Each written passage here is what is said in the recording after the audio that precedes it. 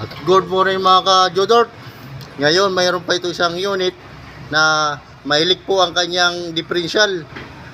Ang leak po ito si oil seal mga ka-Jodort. Ngayon ipapakita ko sa inyo kung paano palit ng oil seal mga ka-Jodort. Gamit lamang dito, nag-DIY tayo dito mga ka-Jodort. So yan, tatanggalin na natin. Yan mga idol, ito po yung 30 na nut niya mga idol. At yan po, tanggal na po ang kanyang nut. Mga idol, tatanggalin po natin. Sige, tok-tok. Yun. Yan mga idol. Po siyang flat screw. Liguatan po natin. Mga idol, gawin po siyang flat screw. Okay. Yan mga idol. Ganyan lang po mga idol ang pagtanggal.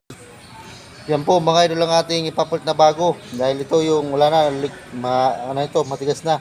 Ito yung bago natin. Yan mga idol. Dandanin natin pagpupok para pumasok to yan mga idol. Yan mga idol, naipasok po natin ang ating bagong oil seal ng differential mga idol.